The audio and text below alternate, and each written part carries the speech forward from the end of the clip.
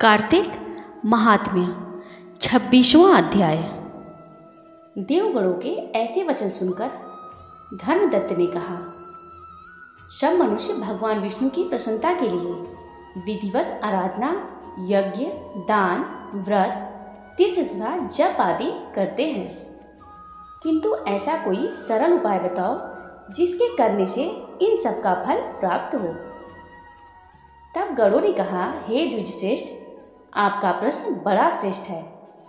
हम आपको भगवान विष्णु को शीघ्र प्रसन्न करने का उपाय बताते हैं।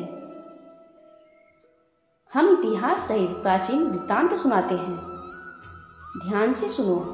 प्राचीन काल में कांचीपुरी में चोल नामक चक्रवर्ती राजा राज्य करता था। उसी के नाम से उसके देश का नाम भी चोल देश ही प्रसिद्ध था। राजा चोल के राज्य में कोई भी प्राणी दरिद्र, दुखी, पापी व रोगी न था। यह सब राजा के यज्ञ करने का प्रभाव था।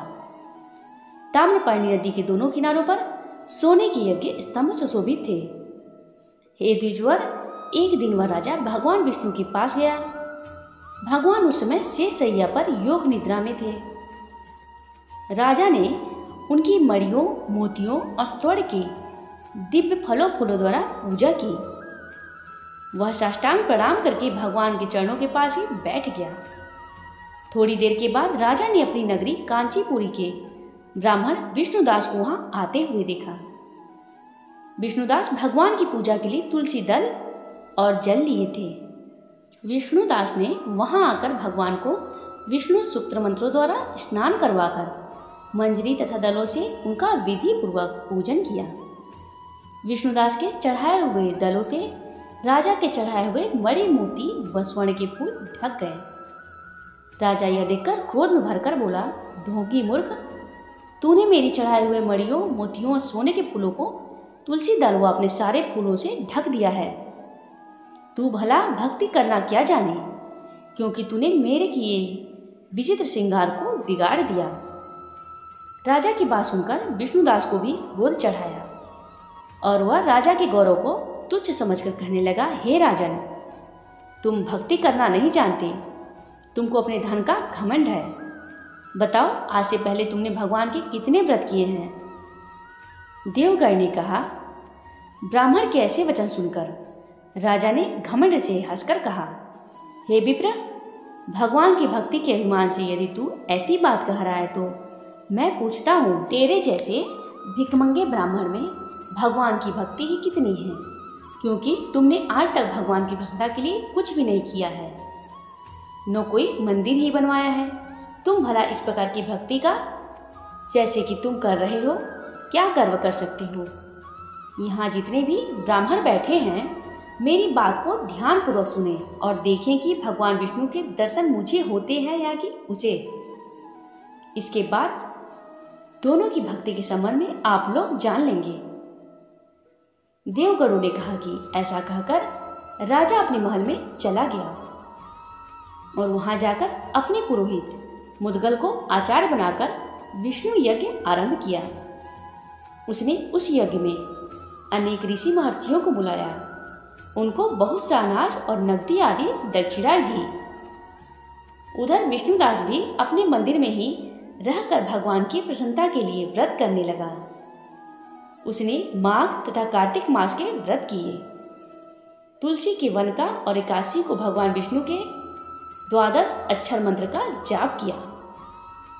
वह भगवान को प्रसन्न करने के लिए गीत गाता रहा, वह नृत्य करता रहा, नित्य प्रति व्रत करता था, भूमि पर सोता, हर समय भगवान को प्रसन्न करने के लिए माघ तथा कार्तिक के व्रत भी किए और उन व्रतों के नियमों का पालन भी किया और उद्यापन भी किया।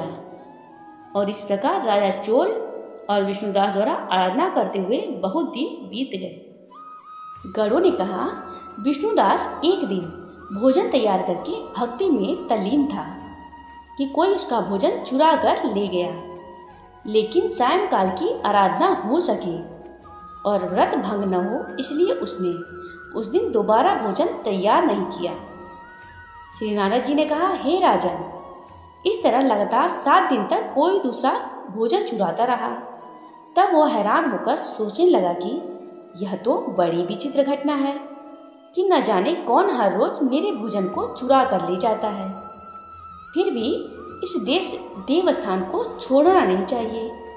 अगर मैं भोजन बनाकर खा लेता हूँ तो देर हो जाएगी और पूजा छूट जाएगी।